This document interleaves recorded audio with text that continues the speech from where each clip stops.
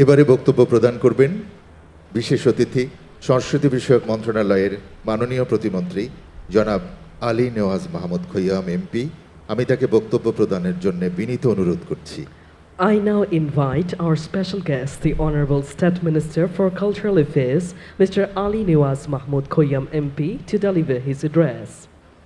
বিসমিল্লাহির-রহমানির-রহিম। জনাব সভাপতি, মাননীয় প্রধান অতিথি, গণপ্রজাতন্ত্রী বাংলাদেশ সরকারের মাননীয় প্রধানমন্ত্রী,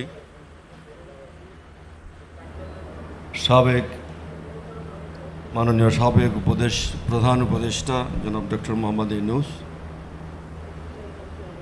সম্মানিত মন্ত্রীবর্গ, বিদেশি কূটনীতিকবৃন্দ, সকল সরকারি বেসরকারি পর্যায়ের কর্মকর্তাবৃন্দ, উপস্থিত সুধীমণ্ডলী, আসসালামু আলাইকুম। আসলে এখানে আসলেই আমার মনটা খুব ভারী হয়ে যায়। আমার মনে হয় সমস্ত আকাশ জুড়ে একটা ঘন কালো অন্ধকার যেন নেমে আসছে।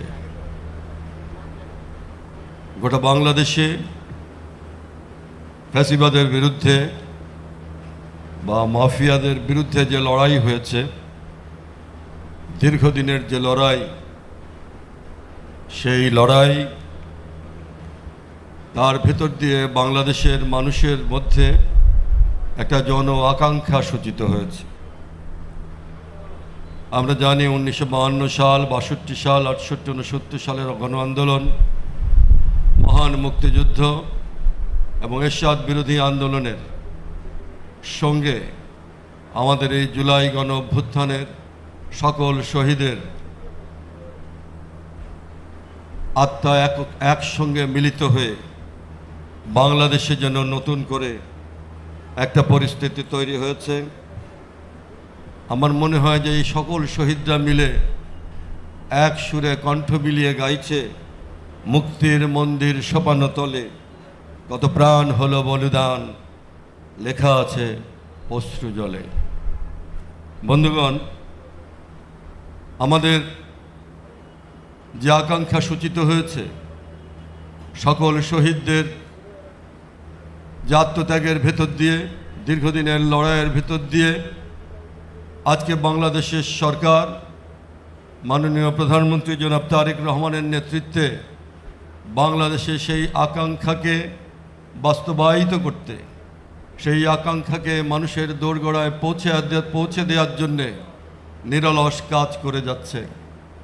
আমাদের দায়িত্ব হবে সেই আকাঙ্ক্ষাকে ধারণ করে গত 55 বছরের যে যন্ত্রণা, গত 55 বছরের যে আমাদের কষ্ট, সেই কষ্টকে আজকে ধারণ করে আজকে মানুষের জন্য একটা কল্যাণমুখী, কল্যাণকর, উদার গণতান্ত্রিক রাষ্ট্র আমাদের গড়ে তুলতে হবে।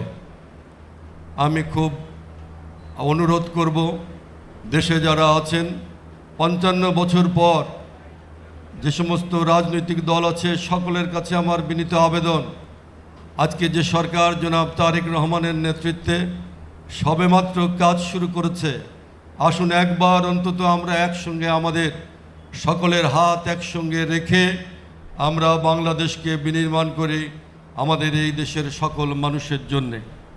মানুষের সেই আবেগ অনুভূতিকে আমরা বোঝার চেষ্টা করি।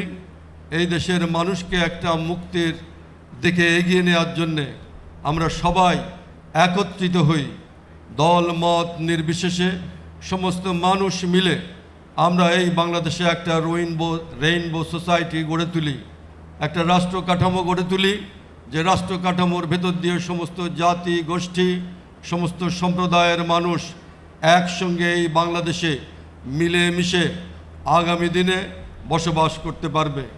আমাদের নতুন প্রজন্ম যেন আমাদের কাছে যে আহ্বান রেখে গেছে, সেই আহ্বান যেন আমরা বাস্তবায়ন করি, সকলে একযোগে মিলে।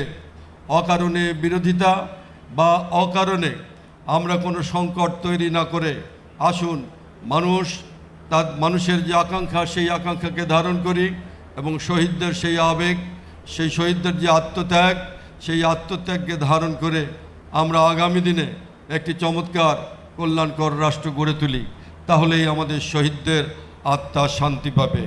আপনাদের সকলকে ধন্যবাদ।